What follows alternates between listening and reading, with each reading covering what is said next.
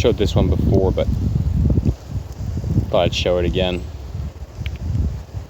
That rivet lock keeps it pretty nicely locked up in there. All you have to do is tug a little bit and it comes right off. So really quite sick.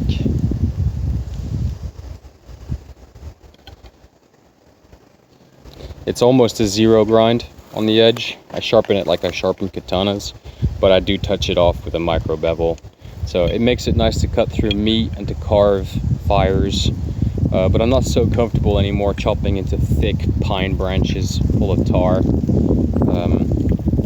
Most of the time even you can actually just bend the branch a lot and just tap it really kind of not even so heavily with like a tiny ass blade, and it just rips right off the tree. So it's almost kind of silly to use a nice knife to do a lot of the forest work. That's I guess why people use tomahawks or axes for all that kind of stuff. But this one is skinned, gutted, slaughtered a whole bunch of dozens of farm animals and game animals.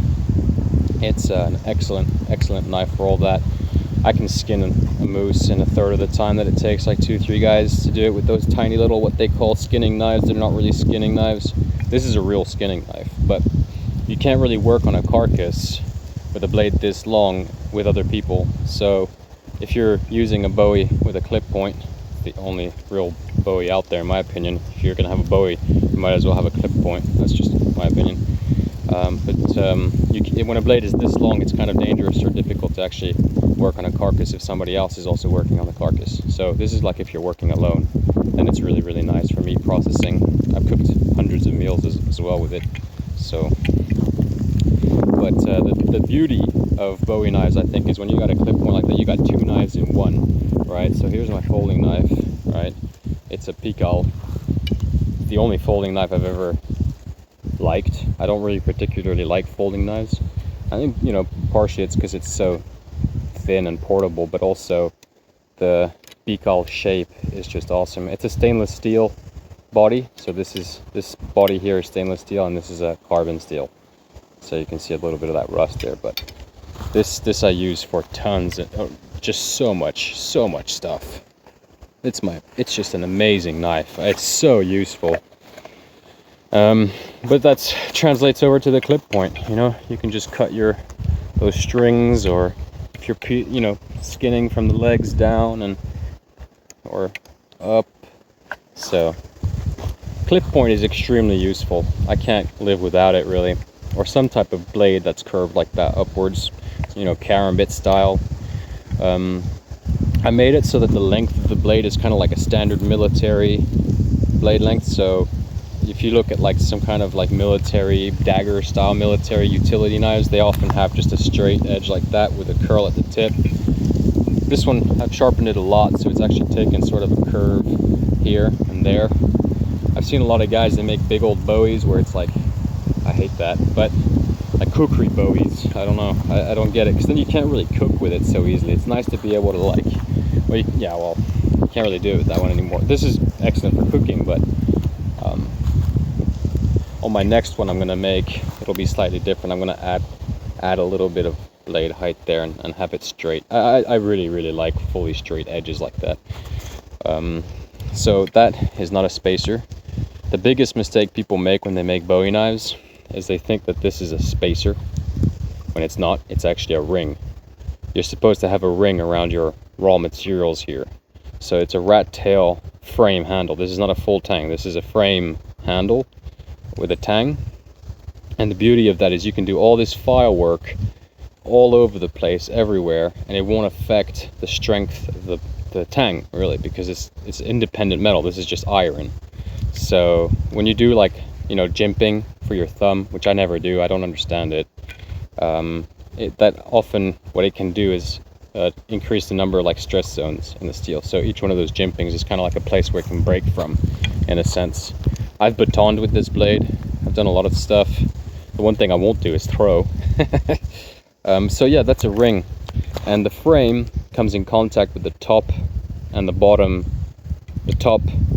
of the tang, so it's in perfect fit with the inside of the frame.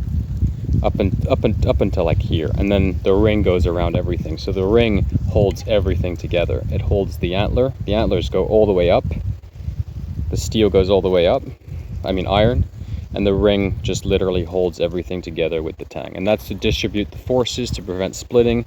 So that's one of the nice cool things about this, is that like you're creating an anti-splitting mechanism for your handle.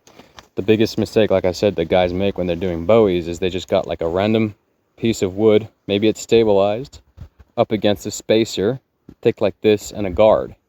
But if you use it, you know, it takes about a year or something before you get a nasty ass split down the middle of that wood, and the tang is being forced out. You've turned your tang into a log splitting wedge, and you're using, you know, you want to avoid that. The best way to do it is the ring. I've been putting rings around the front of my handles for about a decade, you know, and it's the only way to do it. If you look at all the antique stuff, all the katanas, so many knives have it, and it's just standard practice. You look at chisels, you look at stuff like that, everywhere you look, it's all got rings at the front of those wooden handles, and that's just to prevent everything from splitting apart and breaking. So, and I've seen it in full tang blades. I got a Swedish, you know, 18th century sword machete thing, and it's got exactly the same construction as this, except it's full tang instead of frame. You know, it's got the ring at the front holding the wood together, and then it's got the pins and the rivets and all mashed together. That way you don't need glue. I mean, this you wouldn't need any glue to make this knife. This would be I put epoxy anyway, but you wouldn't need any epoxy. You wouldn't need any glue to make this knife and hold it and put it together. So a cool thing with these frames is you can have like integral guards or something, or rings, or, you know, these finger grooves in there, and that wouldn't affect it wouldn't affect the strength of the tang either. You wouldn't be adding any sort of stress zones. So quite well put together, I would say, if I say so myself. And yeah, this is in some eyes maybe a little odd looking. I did do kind of like a quick job on it, but this is my knife, so I didn't really care that it's like super perfect, and it just locks in there, and then I can carry it upside down on my back or under my armpit, and then I can pull it like that out from under a shirt, boom, and it's ready to go. So really quite a sick blade. And yeah, the handle alone took over a week to do. It took like 7 days, 10-hour days. So if you're interested in one of these kind of knives, the steel, by the way, is 1115 CRV3, so 115 CRV3, which is basically a Hitachi white equivalent. That's a kitchen knife steel. I don't recommend using any other steel for a Bowie knife than 5160. So my next one I'm going to make for myself is going to be a 5160. I'm going to do the same kind of frame, rat tail handle, but curly birch wood handle, and just things that I wanted to try after playing around with this one for a few years. But there it is, nothing much more to it. So when I sharpen this, these are my sharpening surfaces, right? These bevels, I sharpen those, and then I just touch off with a micro bevel here on the edge, and that just gives you like a razor sharp, kind of nice thin edge. So it's not like a heavy duty blade, this one actually. It really is like as fine of an edge as you would find on a kitchen knife, and that's because it just makes it nicer to cut through meat, cut through food, you know, carve wood. I do chop pine branches with it, and I do baton it, but I don't do that so much anymore. Right now I'm in my testing phases of this particular blade, which is the Kisaki. So, you know, and I've been abusing this one a lot, and it's got a heck of a lot of chopping power, so super sick. But again, it's also got a rivet lock, but I do it basically on all my designs now, except these, they don't really need it.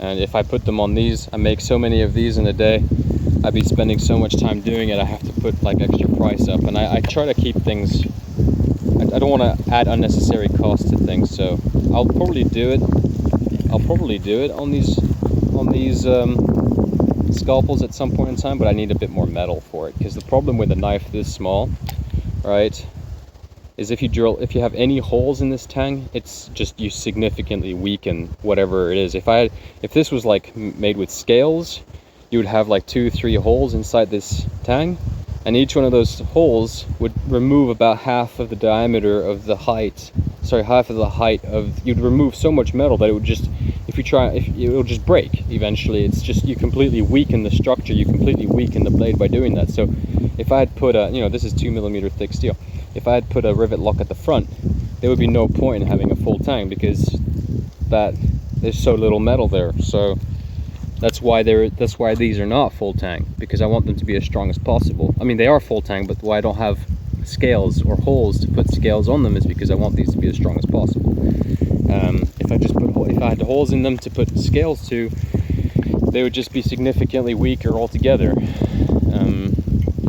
But yeah, that's the video, guys. If you're interested in one of these, you can contact me through Instagram, but it won't be cheap. Sorry about that.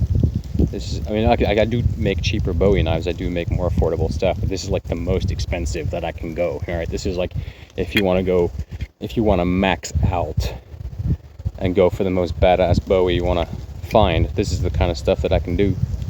I mean, full Damascus would be fucking badass too. I'm gonna try and do that someday. Make a really badass Damascus blade. But there you go, guys. It's not really much of a video, just to showcase. Thanks for watching.